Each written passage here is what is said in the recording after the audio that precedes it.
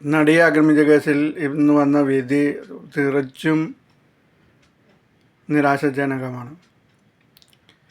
ഇതിങ്ങനെ വരാൻ കാരണം പ്രത്യേകിച്ച് ഞാൻ കുറ്റം പറയാൻ മാധ്യമങ്ങളാണ് എല്ലാ അതിൻ്റെ ഉള്ള നൂലുവള്ളികളെല്ലാം പുറത്തേക്ക് വിടുകയും ഇതിൽ പ്രതികളായുള്ളവർക്ക് രക്ഷപ്പെടാനുള്ള എല്ലാ പഴുതുകളും ഒപ്പിച്ചു കൊടുക്കും. സാക്ഷികളുടെ വിവരങ്ങൾ ശരിക്കും പുറത്തു വിടാനേ പാടില്ല. ഇവർ മാധ്യമങ്ങൾ ആരൊക്കെ സാക്ഷികൾ ആരൊക്കെ അതിൻ്റെ വള്ളി പുള്ളി എല്ലാം പുറത്തു വിടും.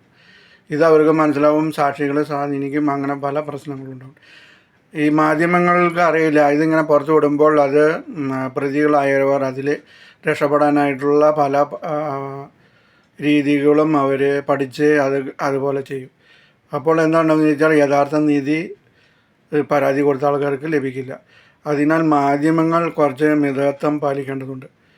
ഇത് വളരെ ശ്രദ്ധിക്കേണ്ടതാണ്. ഇപ്പോൾ വിദേശ രാജ്യത്തെ കോടതിയിലാണെങ്കിൽ ആരാണ് സാക്ഷി പറഞ്ഞത്, ആരാണ് കേസ് കൊടുത്തതെന്നൊന്നും ഒരു വിവരവും പുറത്തേക്ക് വിടില്ല, പുറത്തേക്ക് അറിയുന്നില്ല. അവിടെ അതിൻ്റെ കോടതിയുടെ മീഡിയ പ്രസ് വിഭാഗമുണ്ട്. അവർ കൊടുക്കുന്ന വാർത്ത മാത്രമേ പുറത്തേക്ക് കൊടുക്കുന്നുള്ളൂ. സാക്ഷികളുടെ ഒരു വിവരം പുറത്തേക്ക് കൊടുക്കില്ല. അതിനാൽ സാക്ഷികൾ സുരക്ഷിതരാവും, അവരെ സ്വാധീനിക്കാനും പറ്റില്ല. ഈ രീതിയിലുള്ള നിയമമാണ് നമ്മുടെ നാട്ടിലുണ്ട്. അപ്പോൾ എന്താ വെച്ചാൽ ഇരയായവർക്ക് ധൈര്യമായിട്ട് കേസും കൊടുക്കുകയും ചെയ്യാം, സാക്ഷികൾക്ക് ധൈര്യമായിട്ട് പറയുകയും ചെയ്യാം.